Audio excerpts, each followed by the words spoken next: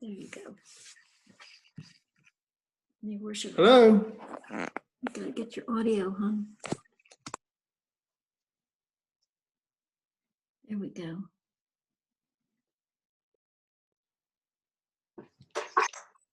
Okay. Hello. Hello. Hello. Hi, Harry. Hi, Christine.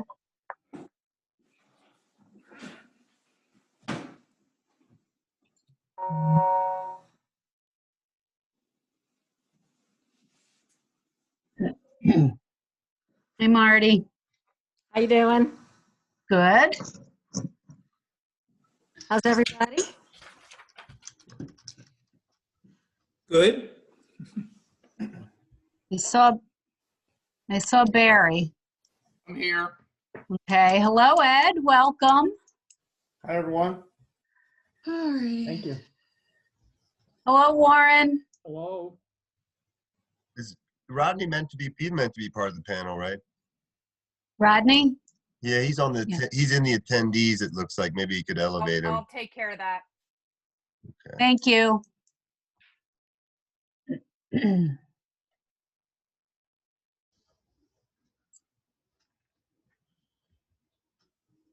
Guess that's it. I don't see Candace. And she's on. Oh, she is? Okay. Thank you. I'm here, but you don't see my picture. Hi, Rodney. Hi. Did you come on with video? I thought I did, but no, hang on. I got to turn it on. There it goes. Okay. There you go. We know what you look like. There he is. All right. So then Janet, this is Anne Marie. I'm here. I'm keeping my video off, but if you need me, I'm here. Okay, super. Thanks, Anne Marie. I appreciate it. I'll get up to speed on how to do all of this. So I believe we have everybody here. It is 6:30, so I would like to call the meeting to order.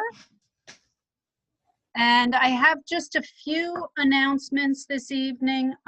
First of all, excuse me, I would like to welcome our newest Parks and Commission Commissioner, Ed Tessine. Ed was appointed at Mayor and City Council last month on November 9th. Ed is a lifelong Delaware resident, having grown up just outside of Old Newcastle. He tells me that he spent a lot of time in the tidal marshes and woods surrounding the area. He therefore grew up with a great appreciation for nature and all that it has to offer. In 2015, he and his wife, Kathy, bought their first home here in Lewes. He has a 35-year career as a union pipe fitter and is now retired. So we're happy to have him commit his time with us on the Parks and Rec Commission.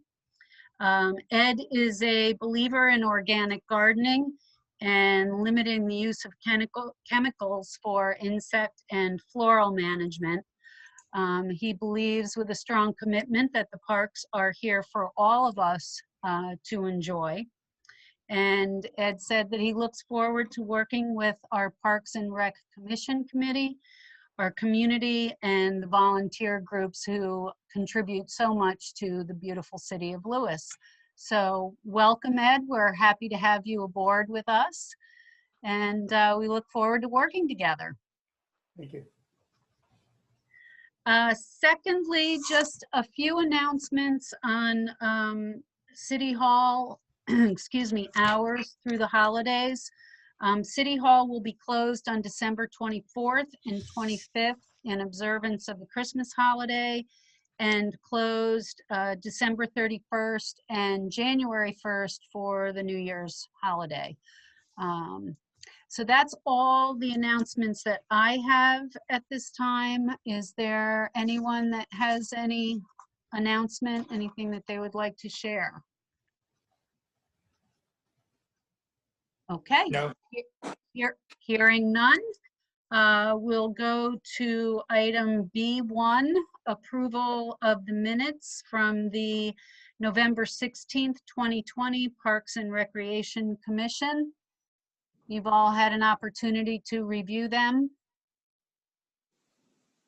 Any comments, corrections? Okay, hearing none, is there a motion to accept the minutes of November 16th, 2020? Rodney?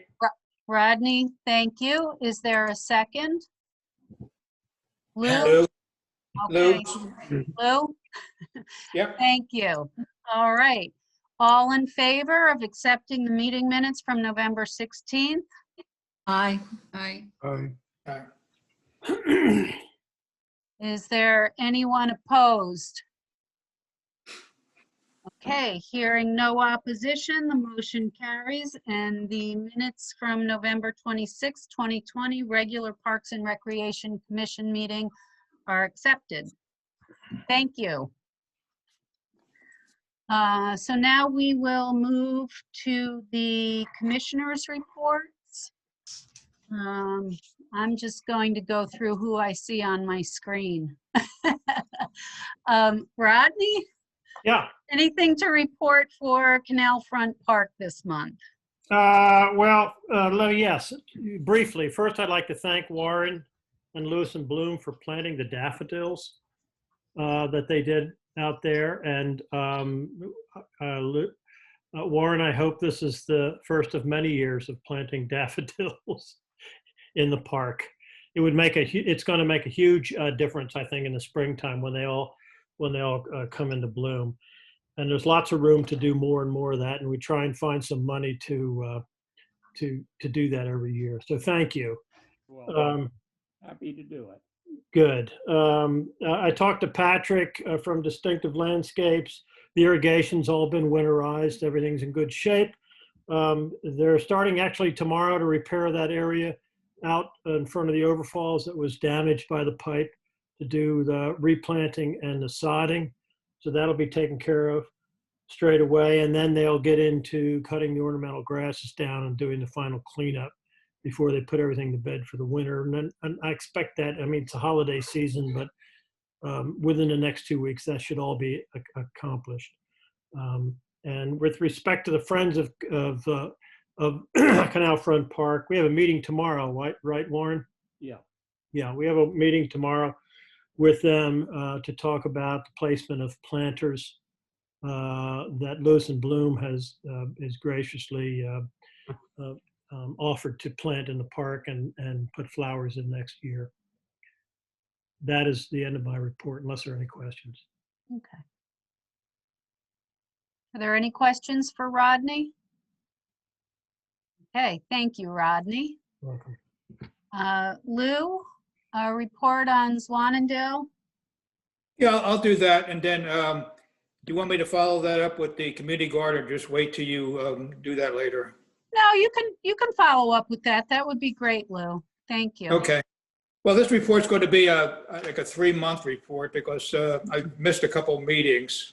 So like I said, it's going back about 3 months.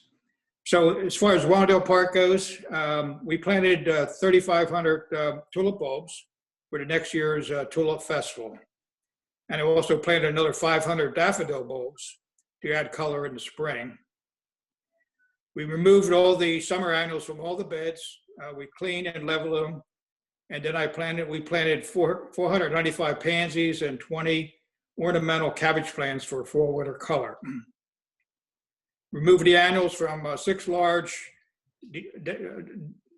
desert planters, yeah, and replanted with daffodils, pansies, and a camellia plant in each one of them. Emptied and cleaned the basin for the fountain and refilled it with fresh water and added algae inhibitor chemicals on 3 different occasions. So more or less, about every month I do this. It takes me roughly an hour and a half to do. We pruned all the hydrangeas, knockout roses, and daylilies throughout the park.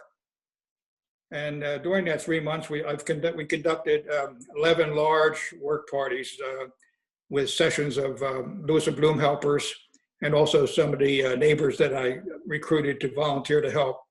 And we did clean up, weeding, pruning bushes, and then the planting of the tulips and the winter annuals. And I also submitted my volunteer hours year to date. So that's Wandale Park.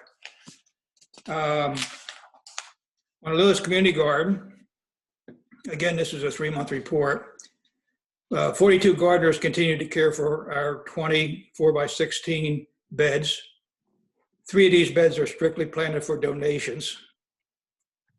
Our summer crop of peppers and eggplants really flourish in the warm, long fall, which add to the fall growing season. The majority of the gardeners planted fall crops of lettuce, kale, collards, cabbage, broccoli, Brussels sprouts, and carrots. Many of these have been harvested, but they still remain and are actually continue to grow in this cold weather. We enjoyed lots of organic vegetables to take home. In addition, we had great fall donation to the Community Resource Center in Rehoboth of 187 pounds of produce from September through November. Our total for the year was actually 650 pounds, which was a lot of produce. And in addition to that, we donated over 100 large bags of non-perishables. So we have a really a giving, even though it's a small group, they give a lot of their money and the actual vegetables and so forth and so on. This one is really interesting. Our Thanksgiving donation to the Community Resource Center Food Rescue Mission, funded through the Eastern Sussex Council of Churches, was particularly impressive. This amounted to 12 large bags of non-perishables. And we had 7 frozen turkeys, 9 hams, $460 in gift cards, and 4 pounds of fresh greens from our garden. So that was quite a nice contribution.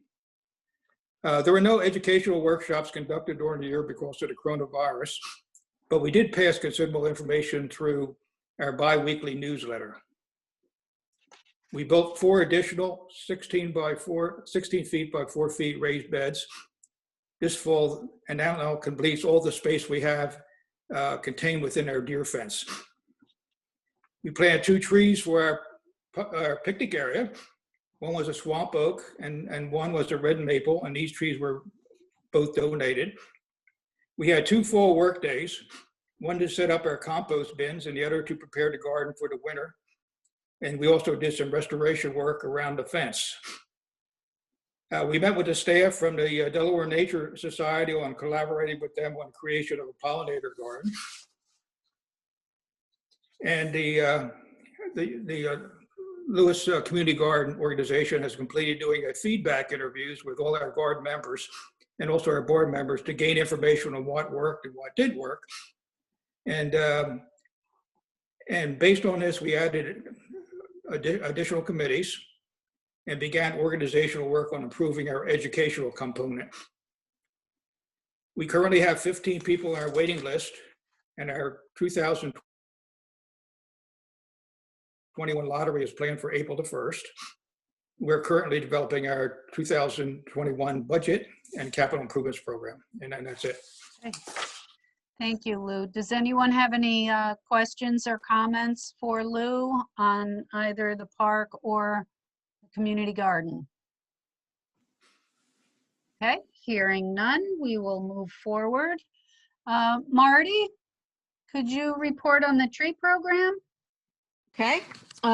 First, I would like to say I was there for the daffodil planting at Canalfront Park, and it was great fun. Everybody stays socially distanced and masked, but we got a lot of bulbs in the ground, and Warren was showing me all the different varieties. There's a huge number of varieties, so there'll be a long display of all different colors of daffodils, and I am thrilled. I think it's going to be gorgeous. The Second Street planting is nearly done. There's just a few more things to do. There's, I think it's 2 trees that the species were not correct, and they're going to replace those trees, and then just a few small other items, but it's almost done, and I think it's going to look great. The residents seem to be very happy that we've done it finally. We finished submitting the Tree City application for 2020. We finished that up today. I attended sessions for the International Society of Arboriculture, their virtual international conference. You know, one of the side benefits of this year is that usually I don't even dream of going to the international conference because it's someplace far away that I'm not going to go to. And this year it was all online. So I actually was able to attend some of these really interesting seminars. There is just a few takeaways just for your thought process. This is something I think I've talked about before, but I learned more about it. There's a lot of evidence that planting trees close together is better. I mean, that's the way they grow in nature. They don't grow, very rarely in nature do they grow one tree here, one tree there without touching. Their root systems communicate mostly by the fungi systems. It's really interesting how it all works. They can tell each other when there's a pest coming. They can help each other put together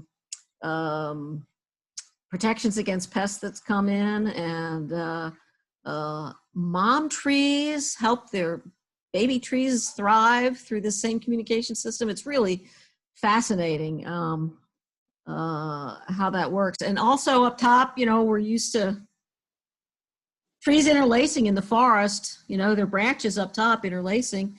And a lot of times out in the landscape, we don't let that happen. We prune them. And they said, no, it's actually good when their branches touch each other. It's actually good. It's good physics wise because it helps support they help support each other. And I don't know, there's just all kinds of good stuff that happens. Another thing they said, and I need to drill down on this, that sometimes the science shows that sometimes fertilizing trees is counterproductive. It actually doesn't help them. It hurts them. So I need to find out more about that. And then another thing that surprised me, you know, those metal root baskets that a lot of times you get on a bald burlap tree, especially the bigger trees. They said that the science is not clear that those are bad. You know, I've been having experts tell me for a long time to cut them off. And other people say just cut off the top third or whatever. Now it has to be taken away from the trunk, of course, because it'll girdle the trunk if you leave it in place. But there's some evidence to suggest if you just take it away from the main trunk and cut it down by a third or so, that's okay. So I'm not sure what to do with that. I want to hear more because I've heard other experts say the other way. But anyway, that was interesting. I also did, you know, more light pruning, tree tag maintenance, inspection of trees, that sort of thing. That's it. Okay, thank you, Marty. Any questions or comments for Marty? Yeah, Rodney, I have an opinion on the tree baskets. Yeah. Leave them alone. Leave them alone. They hope it's more important that the root ball doesn't get the air in and that it stays contact. The roots can deal with the steel.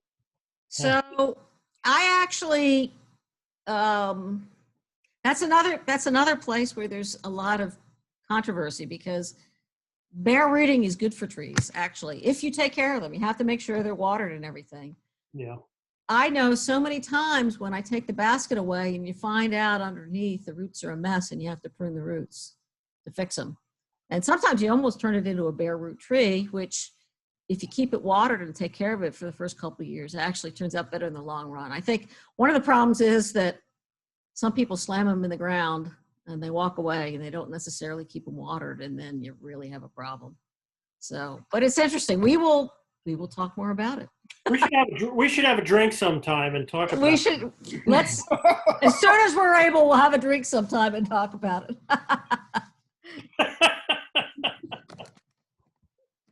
Thank you, Rodney. Any other questions for Marty? You know, I'll go and get a glass of wine right now. It's not wine, but Yes, there were protocol. There was a Right. protocol document sent around, Lauren. Yeah, I That's- know.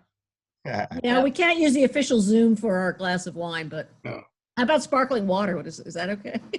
That's okay. That's acceptable. Okay, no other questions for Marty. I will move on. Warren, I have to you nothing for to your report. I'm not sure I heard you. Or, no, Warren? I have Would- nothing to report. Oh, nothing to report. I'm sorry, I didn't hear that. Okay. Barry, do you have a report for us? Not much happening in terms of active recreation. I have seen people playing tennis and pickleball all the last month or so. Yeah. Those courts they're used for both sports. So that as long as the weather, well, actually there was people out there the other day and it was like 38 degrees or something like Wow. that. They were playing.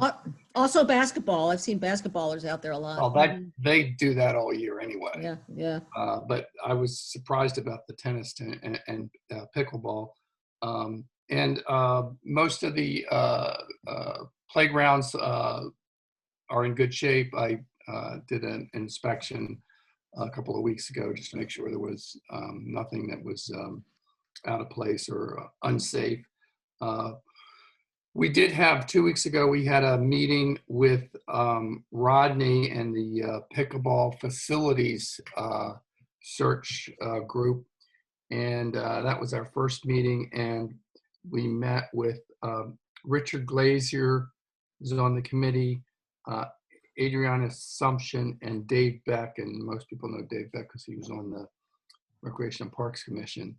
And we basically discussed the situation, the need for additional pickleball courts in the area, and that we had a concern about providing facilities for the Lewes area and wanted to investigate the possibility of creating some courts in and around Lewes. The group basically came up with a program of what we would like to see, or basically program specifications. The specifications included 6 to 8 dedicated pickleball courts with probably 35 to 40 parking spaces, some kind of a pavilion or shade structure, and then also some access to either permanent bathrooms or even spot pots with an enclosure. And now that we have that information, we are going to figure out how much acreage or how much space we need. Rodney was going to come up with some kind of a schematic or plan that would let us know how much space we need. And our next kind of step in the process is to identify any places in and around Lewes that might be conducive for locating courts. Rodney, did I leave anything out? Anything you want to add? I don't think so. I think that's it. And when's our next meeting? January? January 6th. Yeah. Thank you, Janet. Yeah. Yes, January 6th at 10 a.m. Right. And I think one of the things that was touched on a little bit, but is important to the planning process is the funding piece, and where does that come from? And how potentially, since it is a regional thing, is how can we get funding from more of a regional approach as well? Mhm. Well, one of the things that I did with Adriana Assumption is we took a trip out to Sand Hill. Is it Sand Hill Yes. Park? Sand Hill, yep. Amazing little park. They had, I believe, 6 pickleball courts, 3 on each side with the pavilion in the middle. Really nice facility. There was other park facilities around it. It had a bathroom. I asked Ted where all that came from. Apparently, Ernie Lopez, I guess, was in support of it, and Shell Brothers, I think, provided a lot of the funding. I don't really have any of the details on it, but that's something that I'm going to investigate just to find out. As far as I know, Sussex County has no recreation division, department, or anything like that, which is really, to me, is amazing with a county this large. And I just looked at the Cape Gazette, and there was no less than probably 20 developments that are either in process or ready to be approved. So, I mean, that's another discussion, but I think that the county ought to move towards creating some kind of a department like that, and or creating funding to fund regional recreation facilities, because a developer putting a tennis court here and a pool here and there is not a very organized or thoughtful plan in terms of satisfying regional recreational needs. So anyway, And that's they usually a whole discussion.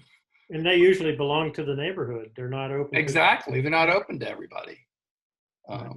So, I mean, I'm from Maryland, and in Maryland, 0.5% of real estate tax goes to a fund called Program Open Space.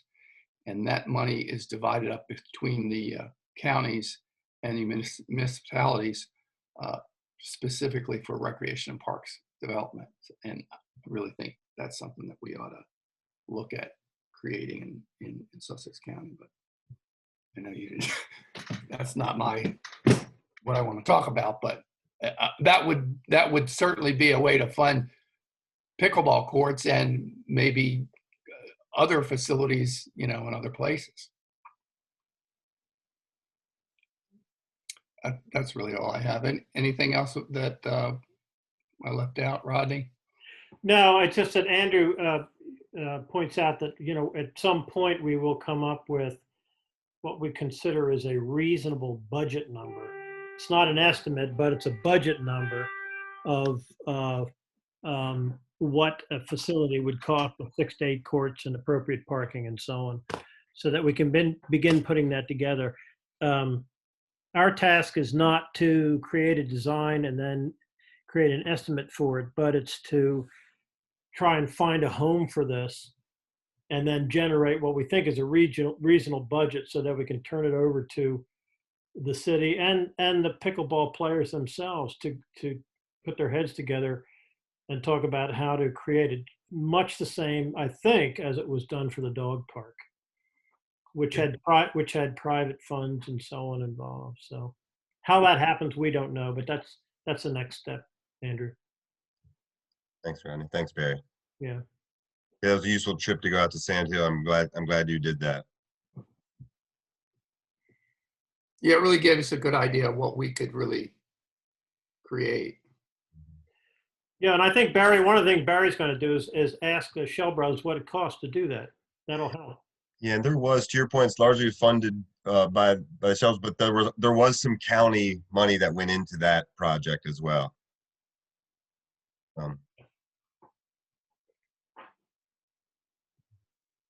Any other discussion on that issue? Any other questions for Barry or Rodney? Okay, hearing none, we'll move on to Harry and George H.P. Smith Park. There's not much to report. Their Cape Henlopen School District has completed digging a humongous, in my point of view, pipe from their drainage pool down to the water. They did an excellent job of construction and repair and replacement. It's going to look very, very good. When people call me and ask me what's going on, I tell them we're putting in a recreational water slide and that it'll be done in the spring. And I also tell them then to call you, Janet. Great, thank you. No one has done so yet, so, Well, it's only a matter of time. right, Ed and I have taken walks around the park. great. We've had numerous sit-down discussions on goals. I'm excited because Ed's going to bring a lot of energy and a lot of energy and a lot of energy to this project. He's full of ideas. It's nice to talk to somebody who has a different point of view than mine, even though I'm always right. But there will be some tree trimming being done soon. We're on the list to get some of those lovely pear trees removed. It should be the last of our pear trees. And Last of the big pear trees. There's still a million little volunteers we're gonna have to nip off as we go along, but yeah, the big pear trees. right, and Marty has already stepped forward and said she will nip them in the bud. So, and that's pretty much it. The park remains in perfect, pristine condition. Great. Thank you, Harry. Any questions for Harry? And Ed, is there anything else on your first meeting here that you'd like to add? It's quite swampy, quite swampy, and we're gonna have to look at trees. So, Okay. yeah. Okay. Stormwater is a big thorn in my butt, and it's a mess over there. So, and it's only going to get worse with the schoolwork and Right. whatever the hospital ends up doing. So, yeah, there's some unbelievably marshy areas there. I mean, this wasn't a big rain. It was very swampy today. So Okay. it's nothing we can't handle. Right. Thank you. And Christine, Stango Park? Nothing to report this month. Pretty quiet. Okay. Yep. Okay. Thank you. And Candace? Same here. We're good. Same. Quiet. Okay. Let's see. Barry, I will go back to you for any reports and updates from the Public Art Commission. The group met last month right after our meeting. We reviewed about 12 artists, and we are in the process of selecting. Well, we selected 3 or 4 artists, but we're checking out the feasibility of choosing the artists that the 4 that we've selected. And we will have our next meeting, I think, is on this. And January 5th. Yes. Okay. So that's Thank- about one. Thank you. And then Rodney, I know that you mentioned Friends at Canalfront Park in your meeting. I didn't know if you had anything else that you wanted to add on an update from the Friends. I don't. I mean, unfortunately, I'll find out tomorrow, but it's Yeah. gonna be late. Okay. All right. We'll save that for next month. Okay. Okay, great. I think that completes all of the reports from the commissioners. I don't think I forgot anybody. So that takes us to item D1 on the agenda, old business. This should be probably a quick discussion. There were some that did not have an opportunity to review the historic Lewes Farmers Market end of year report. So I just put that back in just so that everybody did have an opportunity to review it. And if there's any points of discussion or questions, I think, Harry said that, they did a good job. They fulfilled their obligations for the end of the year and the cleanup and reseeding of the area where the farmers market took place. So are there any comments or questions regarding their report? I have one question. When they couldn't use the park, they said they moved into the school or the school parking lot. Is that right? Yeah, they always use the school parking lot. Yeah. Yeah. With all the work that's going on there, will that still be available to them? They use Shields. Yeah, but Shields is going to go under. Shields So I is- think Rodney's pointed Shields is next fall. I think will go under Oh. construction as well. Shields won't go under construction until the new school is ready. So there will be that parking lot that would be available, but I'm sure it'll be discussion with the school district to make sure it is available. Okay. The farmer's market regularly in the fall moves to the parking lot because obviously, as Ed said, the grounds at George Smith Park get really wet and don't dry out because of our lovely clay undersurface there. Nothing drains properly. Right. And they know that from many years of experience. So I think it was 6 times this year anticipating that the park would be wet and they didn't want to damage the park with tire tracks. I don't think the park was actually wet all those 6 times, but they did move, and I had some discussion with them preliminary to that on the weather reports. And you're right, Anne Marie. It's all up in the air with which parking lot's going to be available for the farmers market, but hopefully that won't be a problem. Who makes the call when they move off the turf into the parking lot? The city does? No. Sharon Dardine is on the line here. Do you want me to Sure. bring her to the panel so she can answer some of the questions? Sure.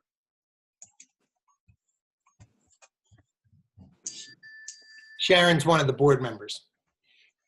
Yeah, so Sharon, you should be unmuted now. I'm unmuting myself.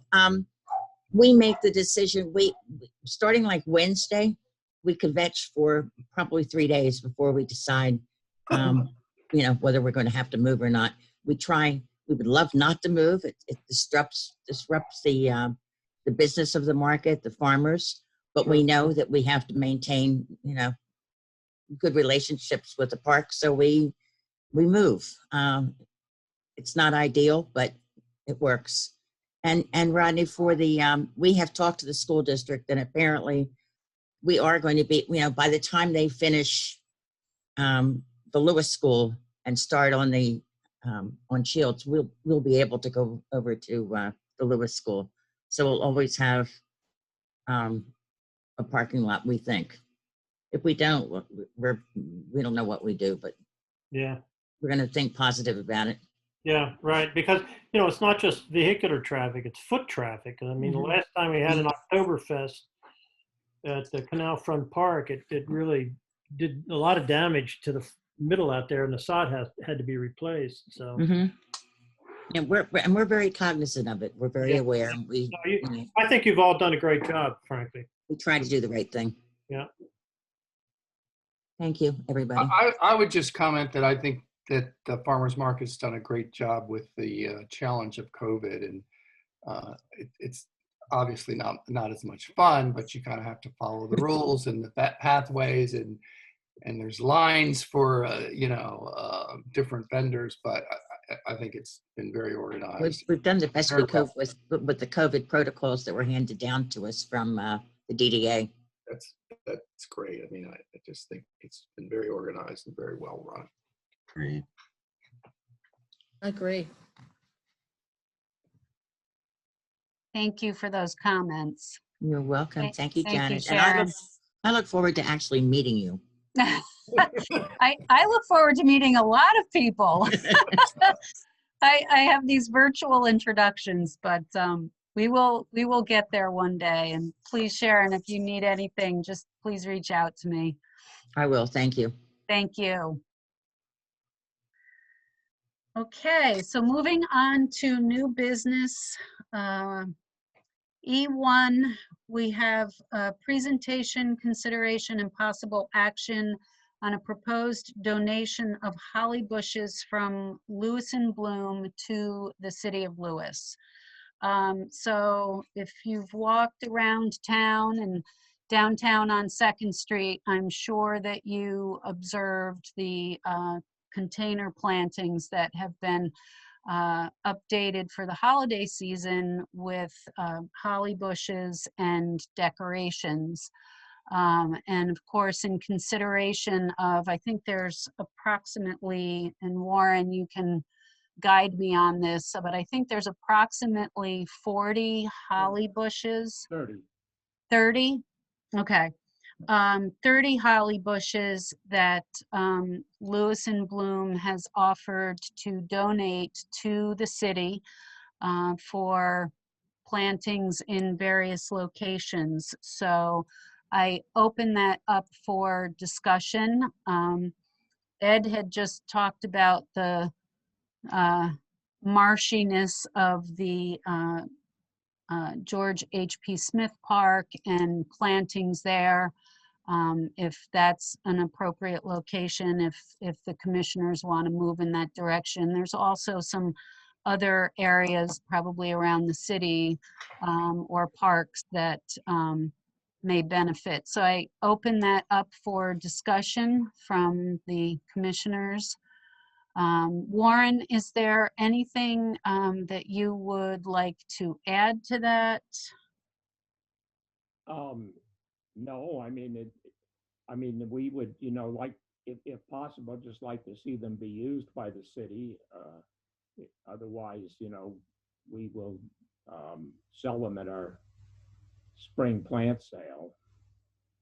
Warren, what kind of hollies are they? Oak leaf. That's a cultivar of what? Is it a holly tree? It's pyramidal. Ultimate height is probably 15 to 20 feet after many years. It's self-pollinating. Okay. Oakley, Oakly, is that? Oak, like an oak leaf holly. Oak leaf. Oak leaf, okay. Okay. Do you know that species, Marty, or? I don't have personal experience with it. It's a cultivar, I guess, right? Yeah, I'm sure it's a hybrid of. Yes. Yeah. The place that comes to mind, but I don't know that it's ready for planting yet, is there's places in the Stango Extended that we wanted to put some evergreens as just a visual barrier kind of thing, but we're not ready yet to plant that, right? I mean, we still have questions about what's going to happen with that and whether there's going to be regrading, et cetera, et cetera. Is that correct?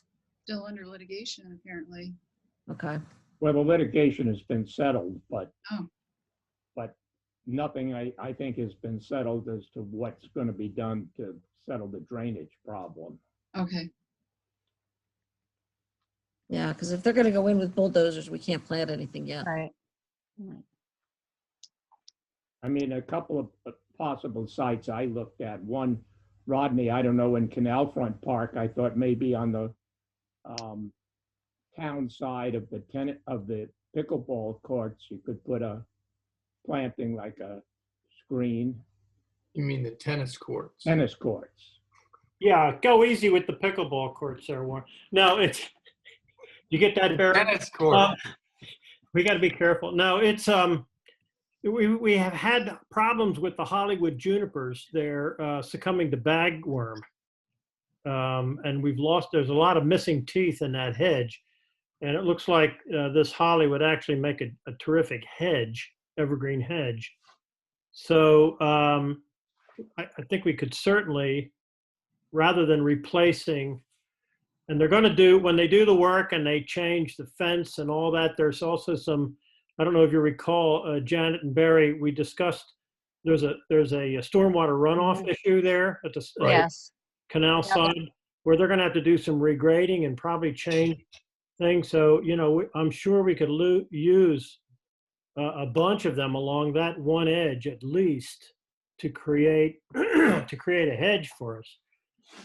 Now, I'm not sure whether I don't want to add maintenance and clipping and things if we have to with these. I just looked it up. According to the web, these get to be 15 to 20 feet high and wide. So, right.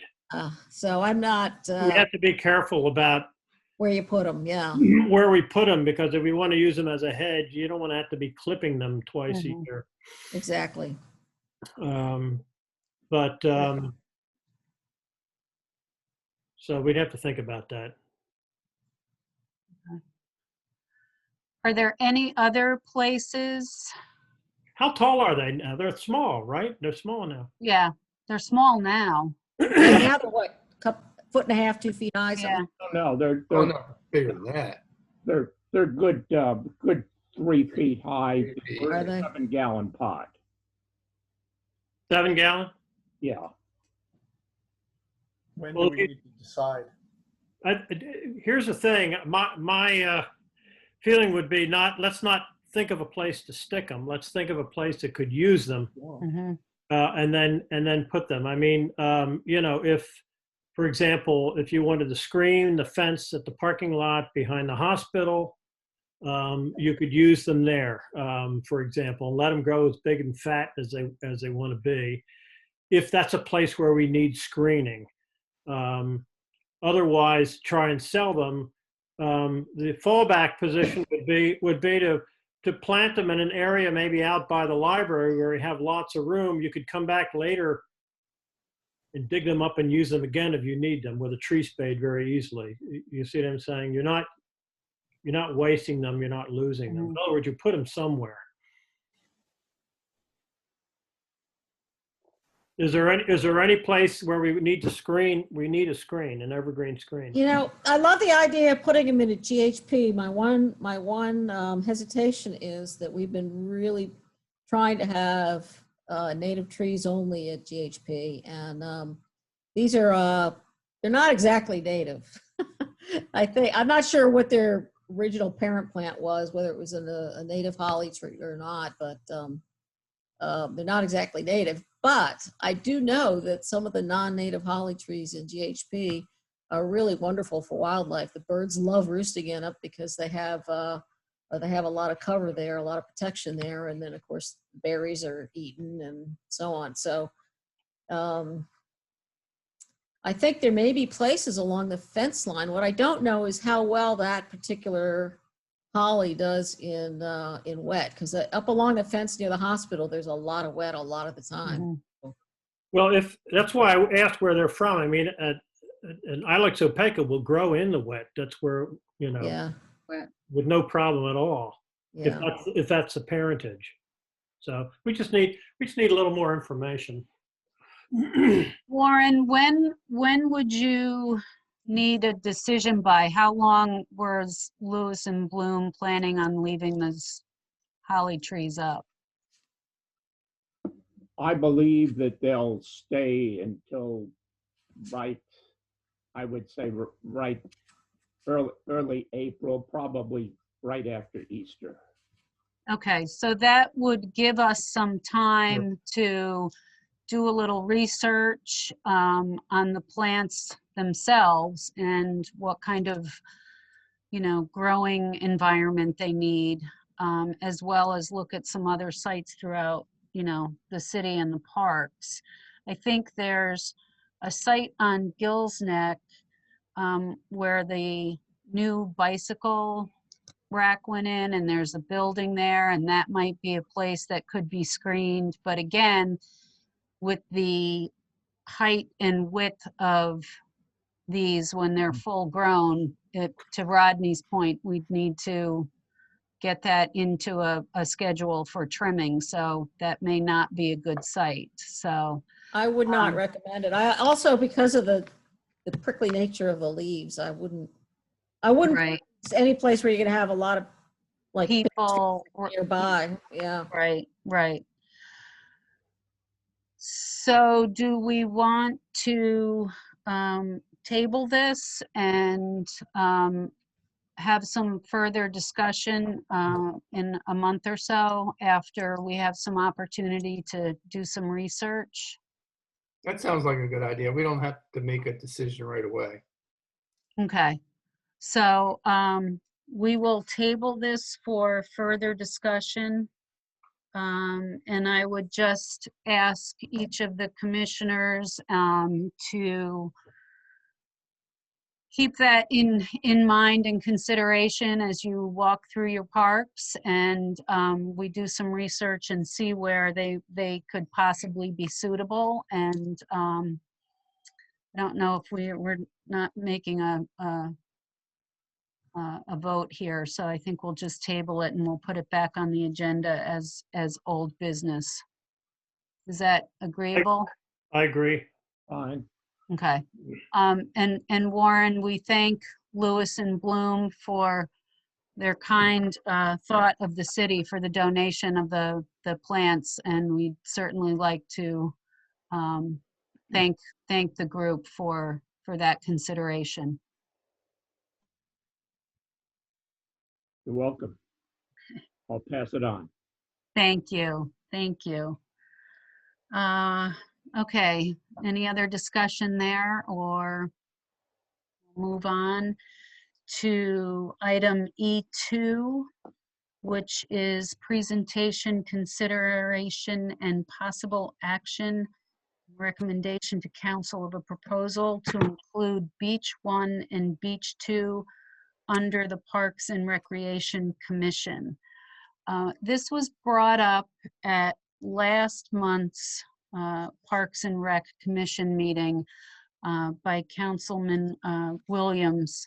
He had gotten some inquiries, and Andrew, if you want to I'm happy to help me sort of give out some with the background. background on that. Sure. Thank you. And Anne Marie, if you could help me too, maybe if you want to unmute just to talk about where sort of streets, what they're doing already, and maybe where this might go or potentially.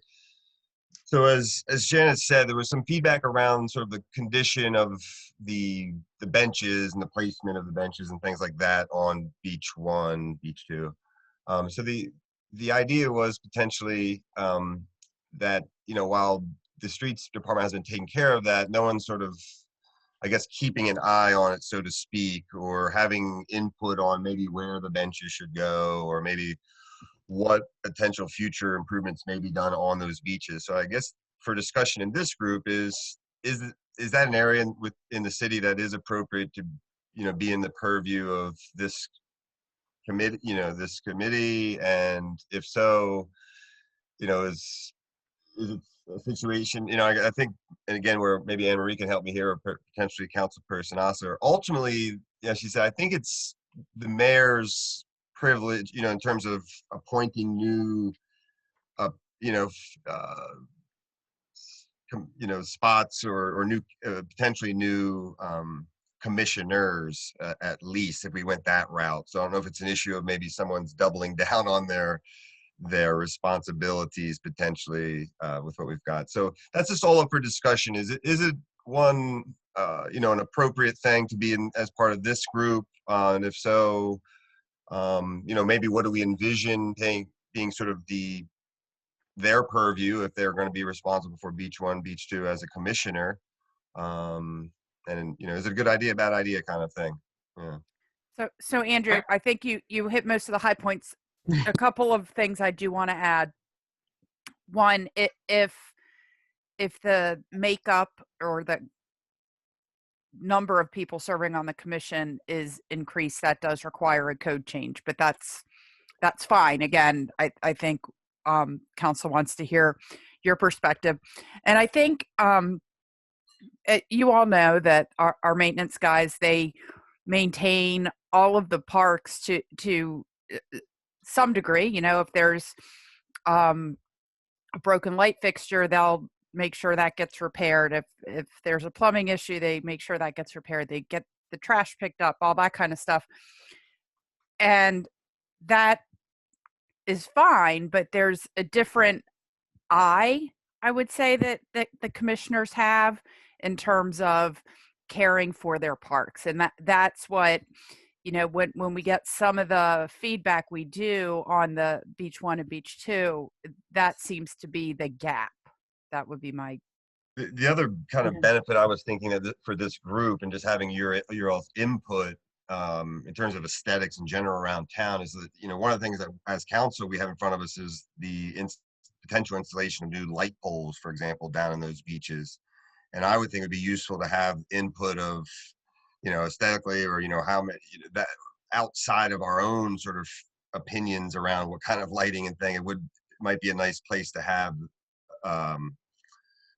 personally, from my perspective, a public opinion, or at least a sort of a vetting of those kinds of things or improvements that can be made in that area.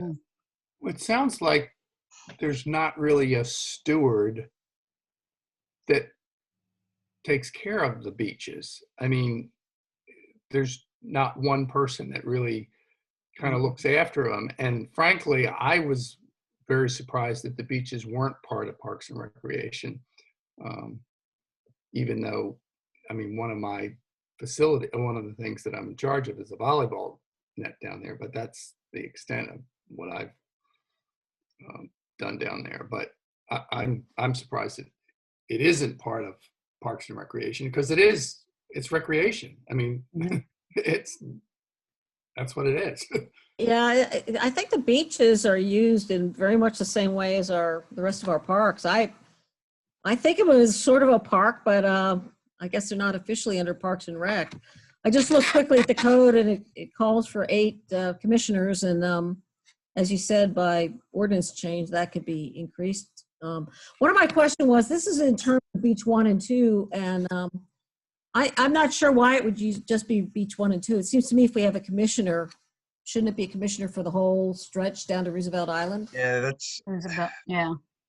And that's where it could get sticky, right? Because the state streets are where, sort of residential, so to speak. So that we would obviously potentially want to get the input there. I mean, but that's a good point to make. Yeah, it's all public beach, certainly. Yeah, and the issues are different down there, but some of the issues are different and some of them are the same, I just think, it just feels right to me that we would have a commissioner who would be keeping an eye on the beaches and advice to council and so on and so forth. It just seems like a good idea to me. Why people come? One of the reasons people come to Lewes. Yeah, that's one of the big reasons. Mm-hmm. And another issue that I have that I've been struggling with is I would like somebody who's really going to understand the whole environment. I mean, one of our issues is we found there are tree of heaven trees in some of the the dune crossings. And I'm having a hard time finding out who's in charge. I think the states is in charge of pieces of it, and the city. Yeah, the DENREC is and so responsible for the dune piece. But to your point, it doesn't mean we can't recommend. It does. Well, I know, but what I'm saying is we need somebody who's going to thoroughly understand that area. Mm-hmm. They know who is in charge of what and how to approach it, who within DENREC, who within whatever, and if you have one commissioner in charge, they can learn all that. Yeah. Should I make a motion? Well, you can make a motion, Marty. Yes. Oh, well, I can wait until we have more discussion. Well, I didn't know if anybody else had any other discussion, but we can make a motion. Well, by making a motion, you're still open to discussion.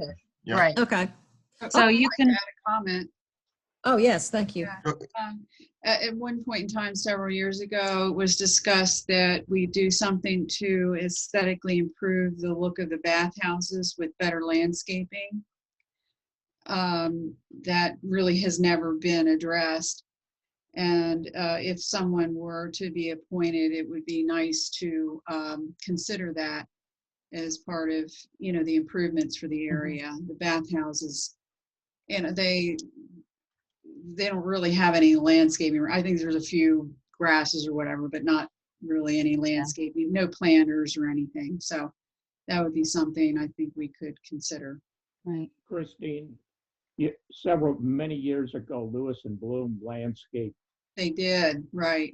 And it got wiped out, didn't it? Huh? What happened? It The dune, the sand just really wiped it destroyed out, right? It's a horrible situation down there, the way it just blows in from Yeah, yeah, it's very hard to maintain. that's right. It would be challenging. I think there's two, at least at Beach One, there's two very small gardens, and I know that there's irrigation in them. But it is a difficult It's a harsh environment, but area, yeah, but certainly worth discussion and revisiting to try and, beautify the exterior of those buildings and any kind of area down there that could be planted. I think too, the maintenance of the benches is certainly a large task. And to have eyes on them all the time and looking, all of the parks have commissioners who walk around routinely and are monitoring, the playgrounds, the plantings. I walk through and look at things and pick up trash that's in the parks. So I think it does warrant, some thought and some discussion. Harry? I make just a thought that we should limit this new commissioner's task to Beach 1 and Beach 2, because the city already has a hot button item when it comes to the beach parking and the side streets and right of way and everything else, let alone when you look at the beaches down there where the people are just storing their personal property in the dunes and on the sand. I think you'd be really opening up a bigger can of worms than any commissioner should undertake. That's a good point. Yeah. Any comments on that from the group? Well, I'm not clear on what this commissioner would be assigned to do. I mean, you've talked about little gardens and plantings and making it attractive, but and caring for benches, but does it go much beyond that? I mean, I'm just asking the question. Yeah, I think those were the larger issues that were raised. But certainly if anyone has other issues that may be handled by a commissioner for the beaches. I mean, is this a question of something's not being addressed or taken care of that needs to be taken care of, or that people just think, no, this ought to be Parks and Recreation, so let's bring it in under the umbrella? And there's not really anything going wrong. I think it's kind of a combination of both. That to have a set of eyes on the beach under the purview of the parks, and similar to all of our other parks, the beaches are for everyone. And how can we as a body assure that they're being enjoyed by people, that the public has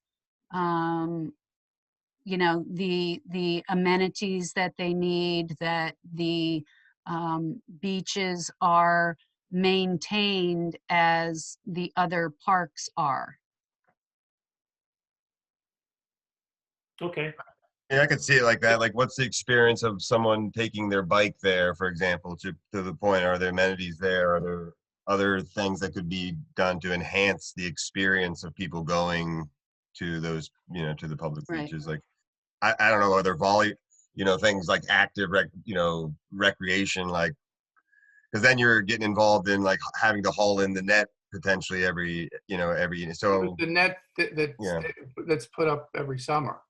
you can put there. Yeah, exactly. So those kinds of things. It's Right. like, what additional to that? Like, can you maybe bring to enhance that experience? And Well, and there are beach mats that are put out for, from the parking lot to partially into the beach. And is that enough for people who have mobility issues?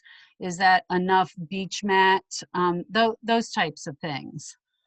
Janet, that's a perfect example because we get that periodically. People say, we need more beach mats. We need, and I think from the staff perspective, we're not viewing it as much through the eyes of the beach user. The resident, yes. Because quite honestly, even on a day when our staff may get to the beach, our experience is a little different because we're, again, looking at, are the lifeguards watching the water, or, Right. all those other things. So I do think that having that resident park user, beach user perspective helps, especially with the beach mats. Or the other issue that's come up is the concession. And, we're going to engage with Matt Carter for another year. But, again, that has had a lot of discussion around it, and we don't have a commissioner. So it's hard to get, I think that kind of volunteer, independent view that a commissioner brings is very beneficial. In my mind, the beaches it's a linear park. I mean, we've got all kinds of recreation going on there. Thanks to Matt, we've got, kayaking, we've got paddleboarding, we've got all kinds of activity that's recreation. And not that there's that much facility to address, but I think there's a lot of moving parts with the concessions, the recreation that goes on, as well as simple things like benches and volleyball courts.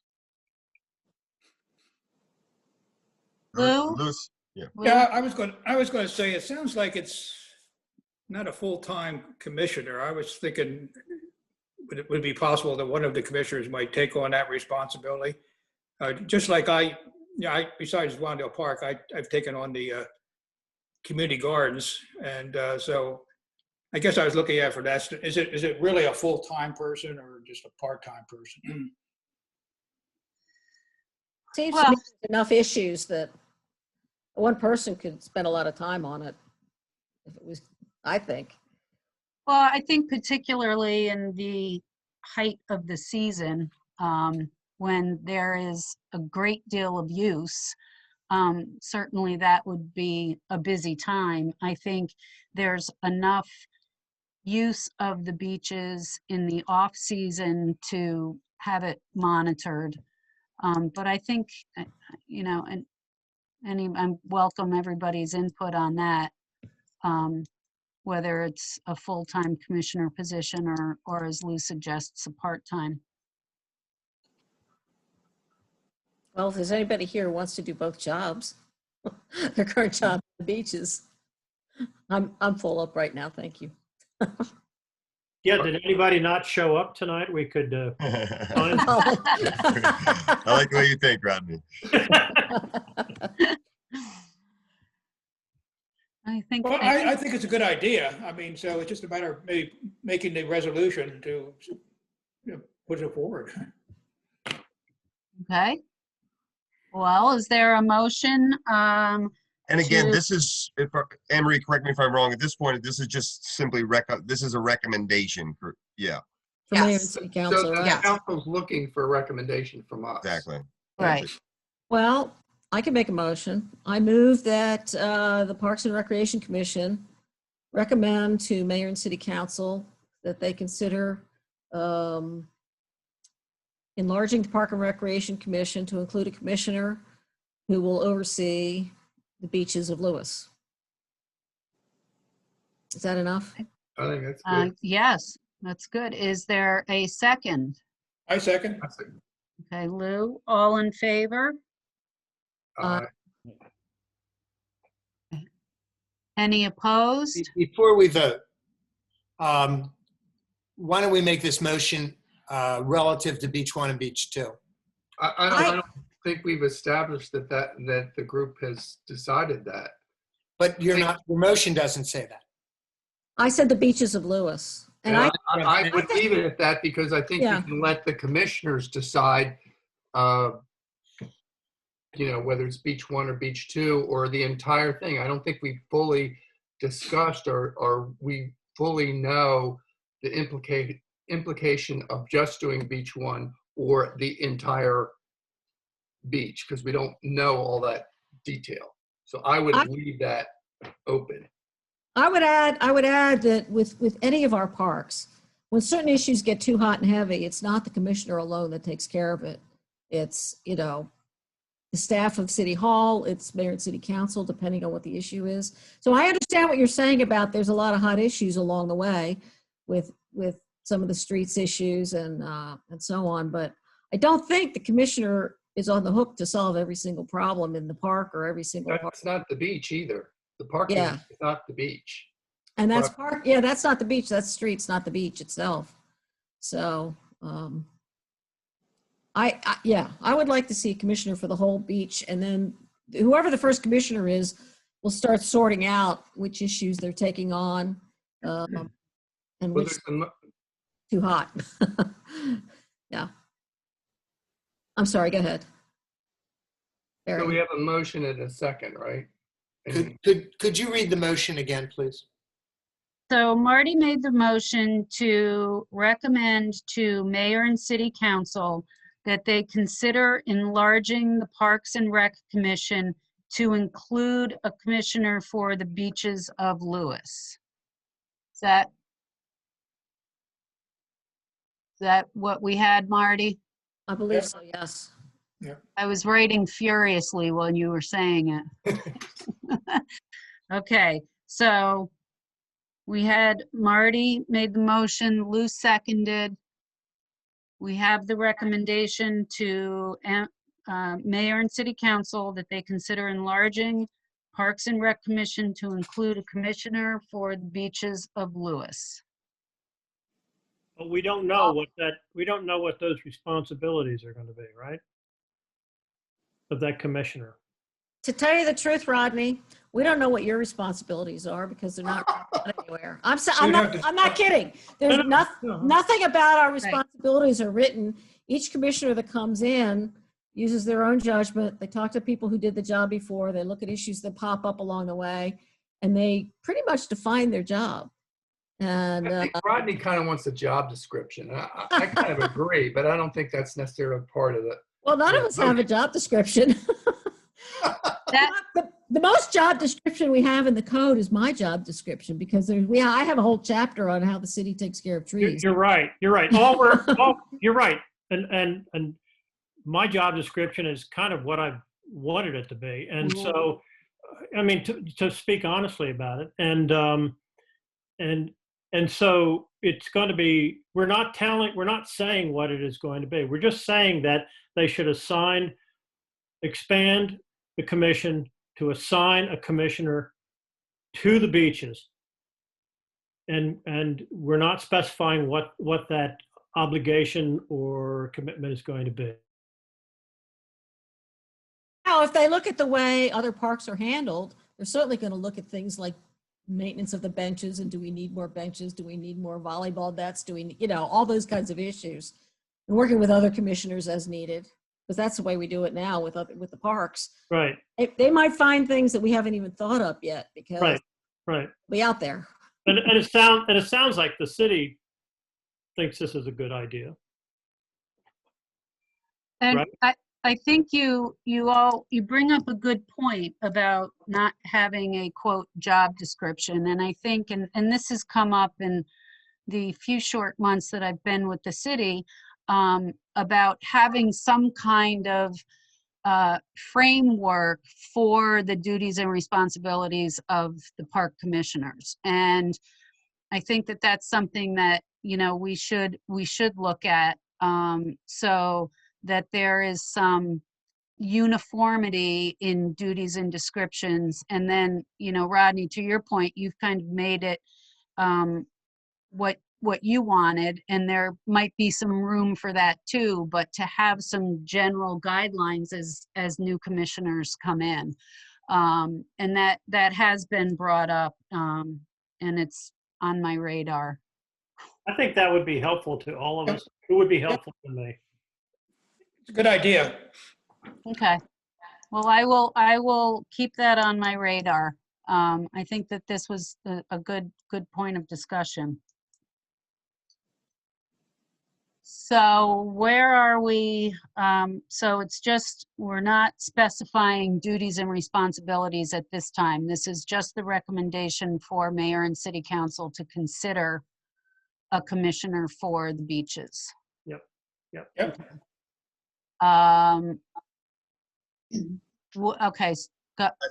You may want to have another vote. Yeah, so I think if you want to call again. I'd call the motion. we had a motion from Marty to recommend to mayor and city council that they consider enlarging the Parks and Rec Commission to include a commissioner for the beaches of Lewes. Lou seconded the motion. All in favor? Aye. Aye. Any opposed? Okay, hearing no opposition, the motion carries. Thank you all. Moving on to item E3. Presentation and consideration and possible action and recommendation to council regarding the request from the American Flag Guardians to place a Veterans Memorial in Canalfront Park. We had a request from John Nearbos, I'm sorry. Nearbos, yes. Who is a member of the American Flag Guardians. They maintain the flags around the city of Lewes. And they also this fall held a flag retirement ceremony on Beach 1. And John has written a letter to the mayor requesting consideration of a memorial at Canalfront Park. In your agenda was a copy of that letter.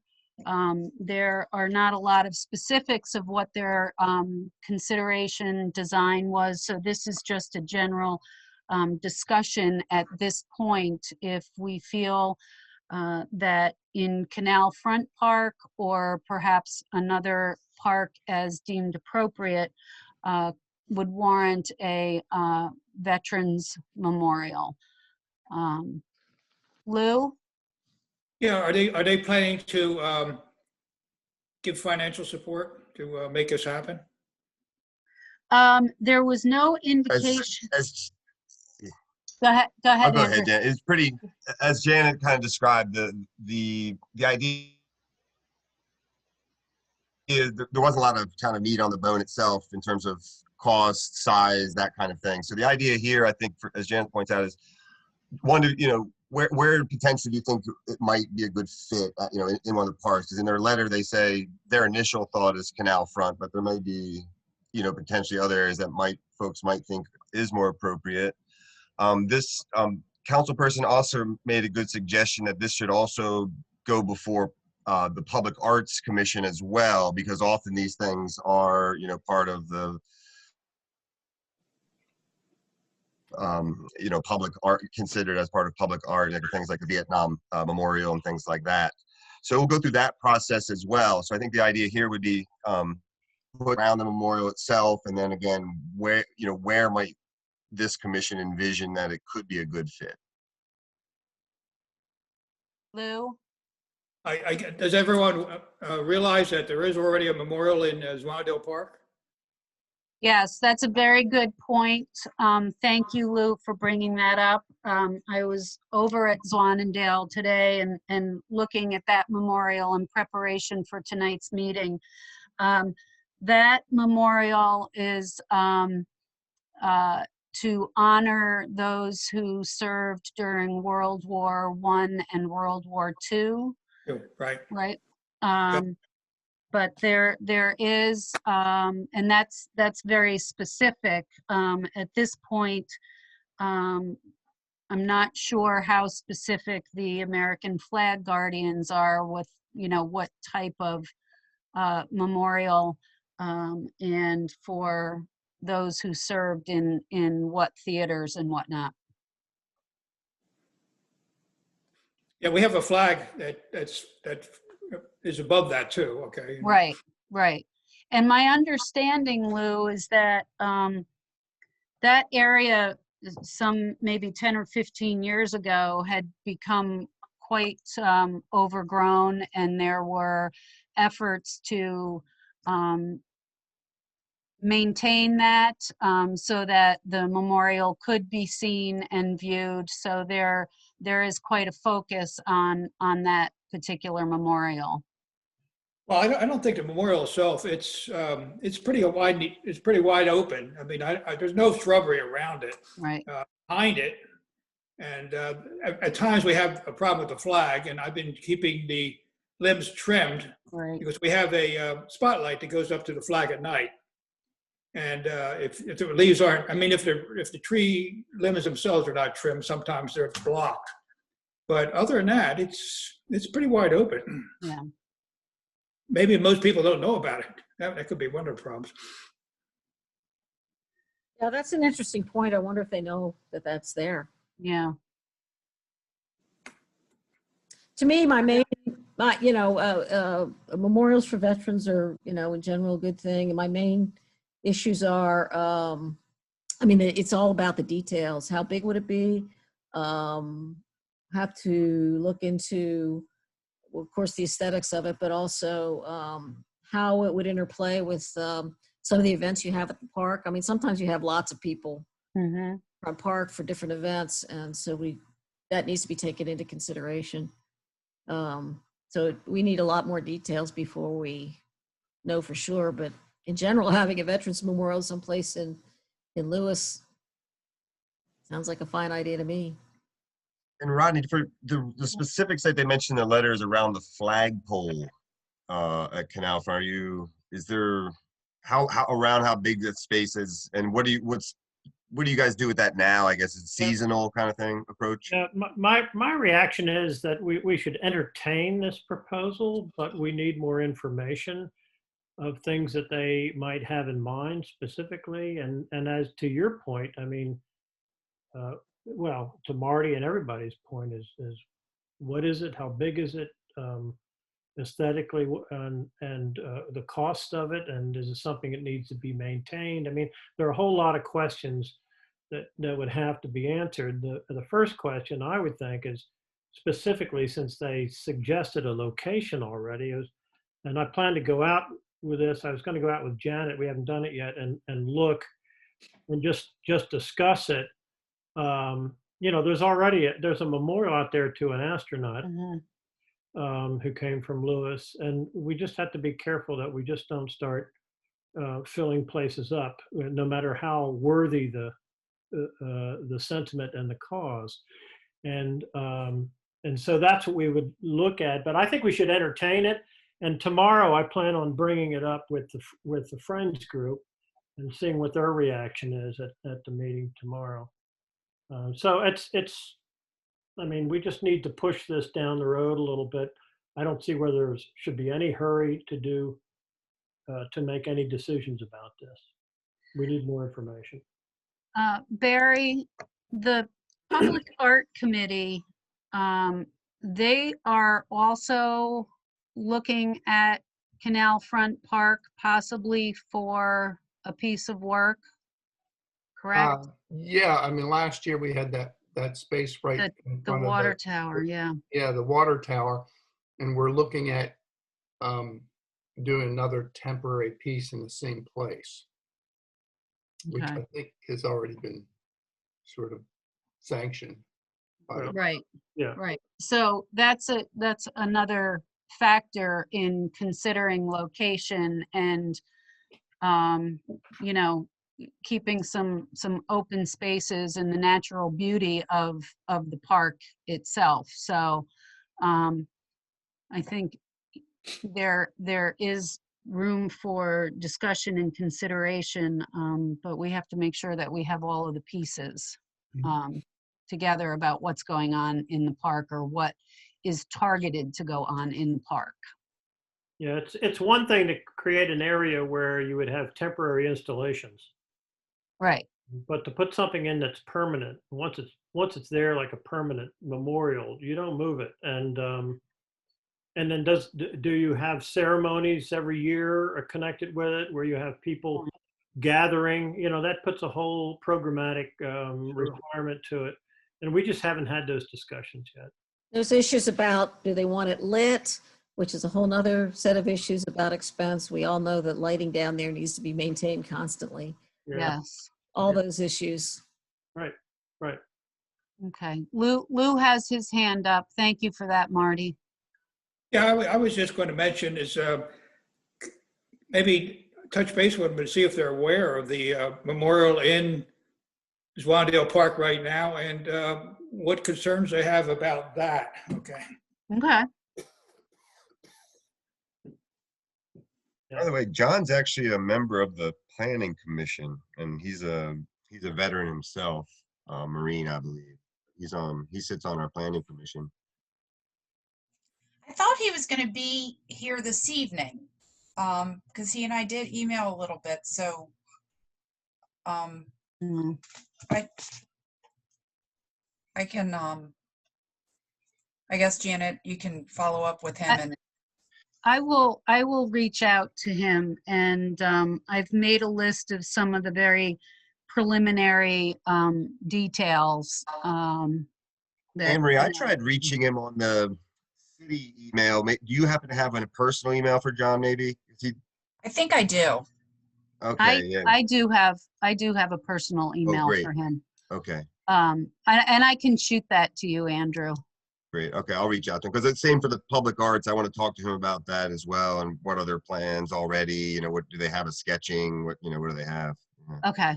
All right. I will get that to you. So do we need a motion to consider the request? I think we need, well, I think we need more information before we move it to council. You don't have to take action. Can we just table it? Yeah, I think tabling it, because we really don't even have enough to go to city council with. So we'll table it, we'll gather some more information, we'll bring it back up. Rodney, you can get some feedback from the friends. And Lou, if I make contact, sorry to interrupt, Janet, I'll try and connect. Lou, I have your email as well. So if I make connection with John, maybe I'll try and connect it with you to about the existing memorial and see what maybe synergies or even if it's sort of a necessary project. If that's okay with you. I don't know if you heard me. Lou, is that okay? Maybe is he frozen? I think he's frozen. I'm going to assume it's okay. I think so. What? He's unfrozen now. Lou, did you happen to hear my request? Lou? He's frozen again. Quick, assigning the beaches.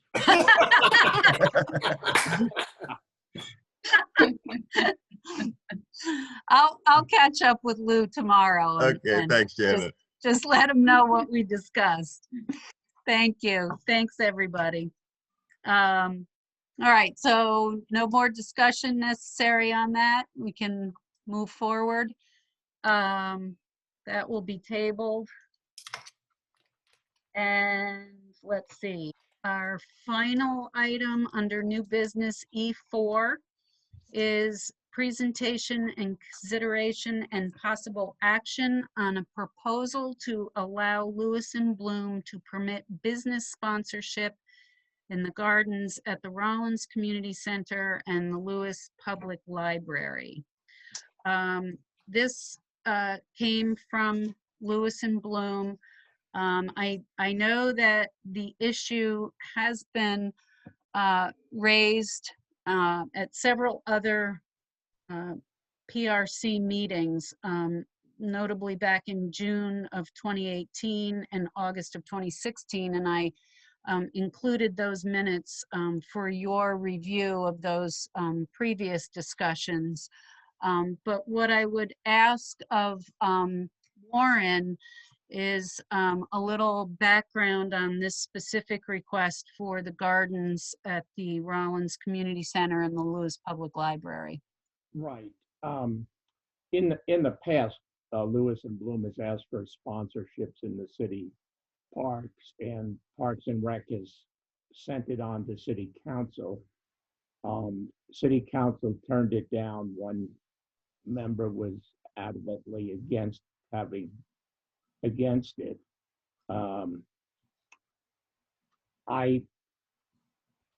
The feeling was that having a sponsor and having a sign or a plaque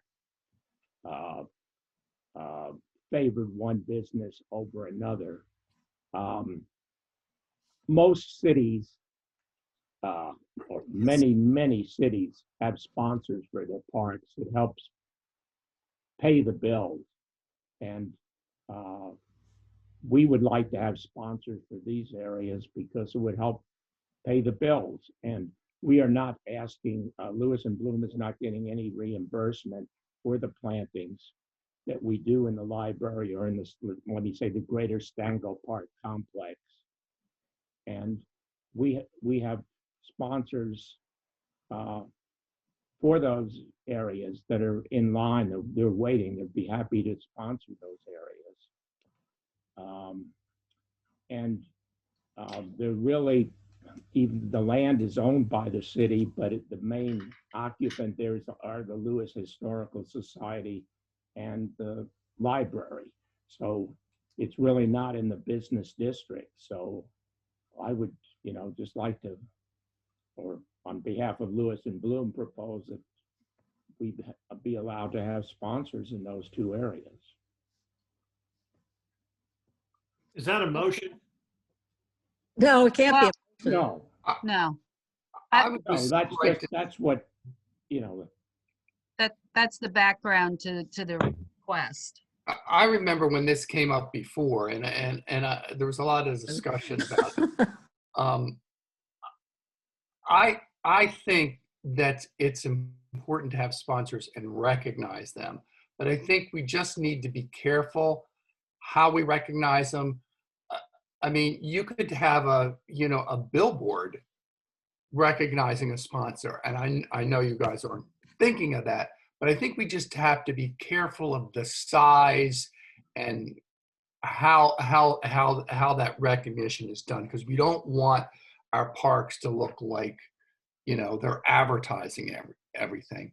And I really think it's very important to recognize sponsors, especially if they're giving a substantial support or donation.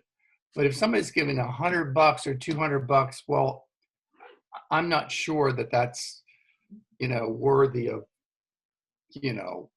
a big sign or whatever. I know when I did concerts in the parks, when I was in Parks and Recreation, I had different levels of sponsorship. If you gave $2,500, you would get a little sign and you would get your name on the website or whatever. And if you gave $5,000, you would get something, bigger and better. So my only thing is be careful of how we recognize the sponsors, and be careful of not making our parks and facilities look too commercial with signs that aren't necessarily attractive. So the minutes that Janet put in the agenda, there's a link, and actually as far back as I think it was 2018, this topic came up, and at that time, Barry Duncan made a motion to refer these requests to a committee consisting of Allison Kirk, Warren Gold, Mr. Duncan, Ms. Reamer of the Chamber of Commerce for an organized, detailed sponsorship program and specifics for the tulip celebration in Lewis and Bloom. Anyway, I personally would like to see more detail, and I agree. I think if we're going to allow sponsorship like this, it needs to be done in accordance with a really strict set of standards as far as how big the signs would be and where the money goes. And because right now we're talking about money that goes not to the city but to Lewis and Bloom, which then I presumably would use it to pay for plants and so on. But we just got a bunch of Barry, in fact, got a bunch of sponsorship for the playground at J.H.P. Smith Park, and we don't have any plaques there for it. So I don't know. I think we need a plan. I don't feel comfortable just doing it piecemeal, just one off here and there. I think we need a plan for how we're going to do sponsorship, and I'd like to see a comprehensive plan that we can vote on and then submit a recommendation to mayor and city council. I know in the past some of the council members have had definitive concerns about it. So I think if we want to do this, we ought to submit a plan to the city council, a comprehensive plan on how this might happen. Just one other point, and we didn't go that far back into minutes, but there was also, you mentioned, Marty, the playground. The other issue that came up was the bocce ball courts, if you remember. Mm-hmm. Right. And there was a very, I think, clear, and it predates me, so I'm just going by what I was told, that there was a real concern about putting business names on on any signage around there. So, this issue has come up in I guess a number of ways over the years. Wasn't that a Dogfish Head wanted to sponsor it? Yes. Yes. Yeah. Yeah.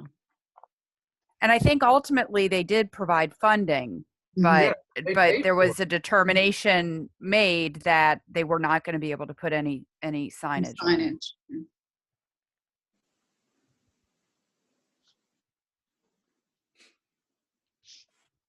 So is there a motion? Marty had talked about the minutes from 2018 and having a committee to put something more formal in place as far as guidelines for sponsorship program. Is there a motion to move forward with development of a committee for a sponsorship program? Well, I certainly would be happy to work on that. I mean, if there are other people would work on it with me. Well, I think we have the start. Obviously, Allison has moved on, so that would be me. And Warren, you were listed as well, and with your participation in Lewis and Bloom, I think that would be appropriate. Barry, are you? Sure. Since I was outspoken about it. What?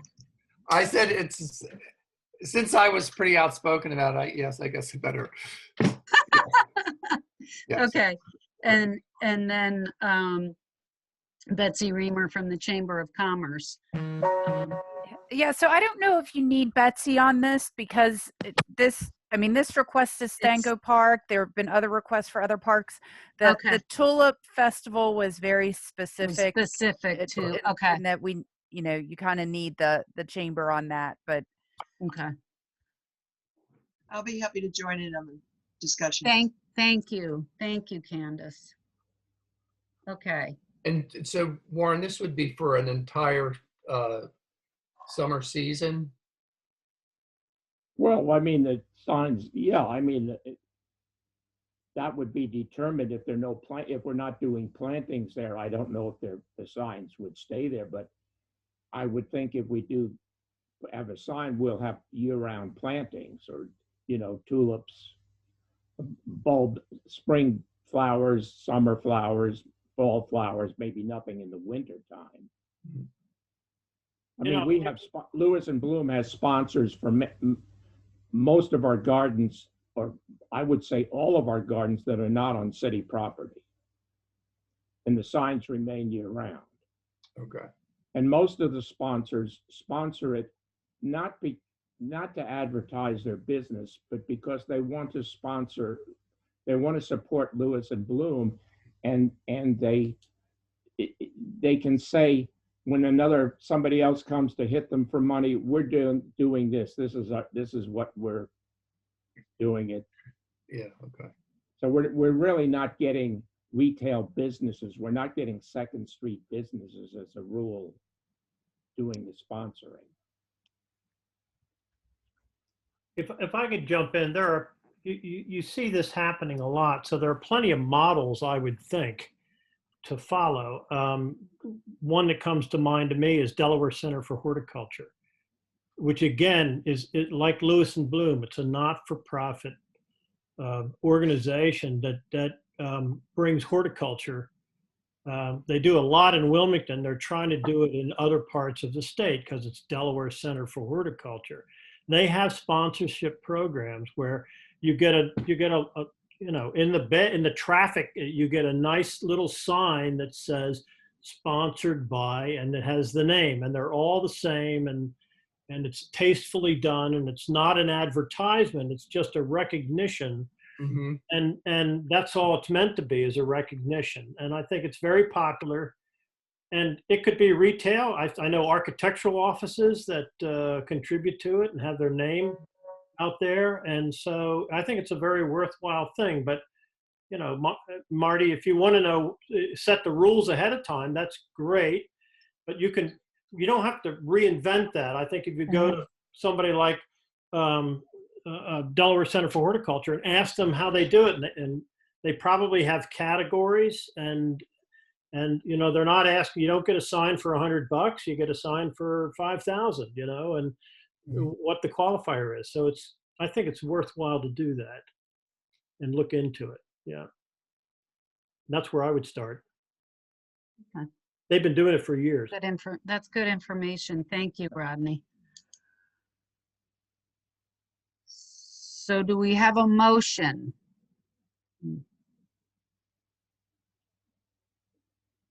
A motion for the committee or what? To develop a detailed sponsorship program that and requests for sponsorship would go through the committee. I don't think requests for I think the committee would set up develop a draft sponsorship program. Okay. They would cover all the details that you just talked about, you know, what kind of signage, how much money, where does the money go, what's the money used for?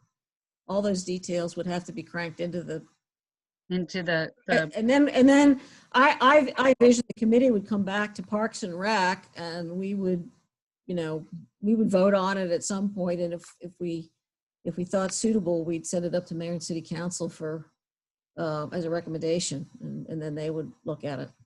Okay.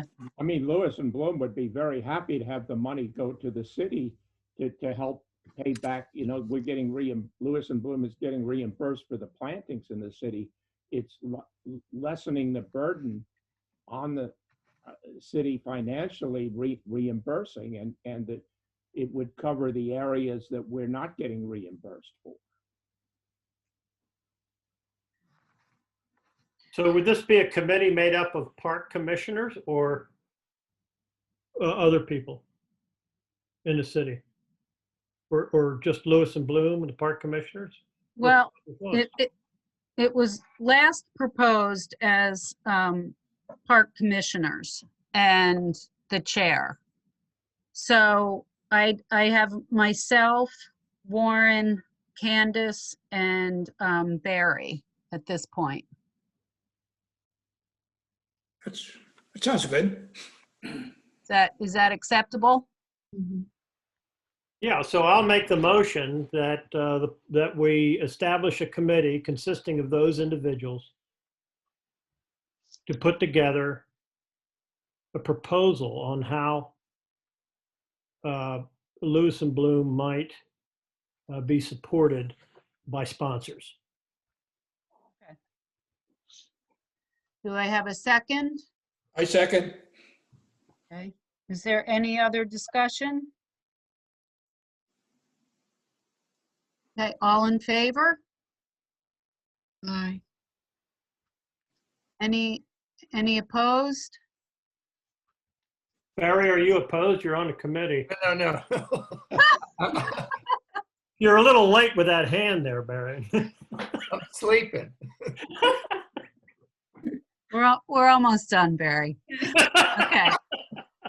The motion carried unanimously. Thank you all. Is there anything else that brings us to the end of old business? Any other comments, thoughts? No? Okay. Okay, When's our Christine, next meeting? Haven't When's- checked yet, when's our next meeting? Hold on. because it falls on Martin Luther King Jr. Day, I believe. It does, on the 18th. Do we want, Mayor and City Council is on the 11th. We could move it to the 25th. I don't know if there's anything on the calendar on the 25th. Look like it. Pardon? It doesn't look like Nothing. anything on the 25th.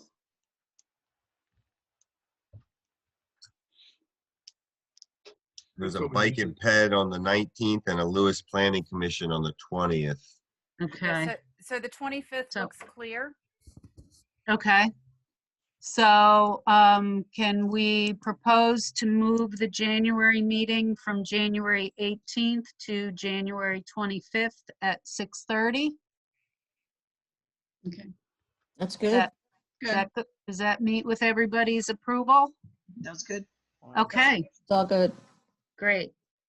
So the next meeting is 1/25/2021 at 6:30 PM. Okay. And with that, if there's no other, thank you for that, Christine. I wasn't thinking that far ahead. Usually don't. All right, so if there's no other business, I have one question. Where do we stand on budgets for next year? Have they been approved or? not yet. The draft budgets, I submitted the draft budget for Parks and Rec. Anne Marie and Ellen Lorraine are crunching their numbers and working their magic. Okay. And I believe, Anne Marie, February, late Right, June? February 1st, we have to present the draft to council, and then we will have, typically we have about 6 meetings to do the budget markup, and then it's approved in March. Okay. Thank you. Thank you. We haven't gotten a printout of the P&R expenses for this year, have we? No.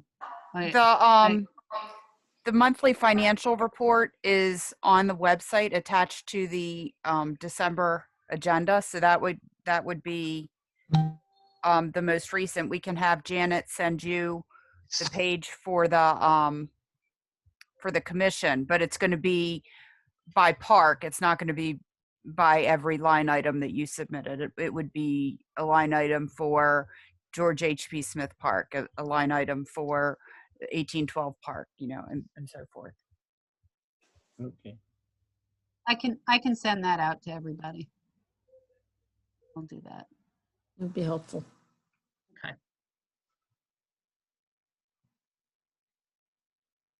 Just have to write my notes. Anything else? Okay, no other questions, comments, thoughts, concerns. It is 8:17 PM and I will adjourn the meeting. Thank you, everyone. Thanks. Thank Good you. night.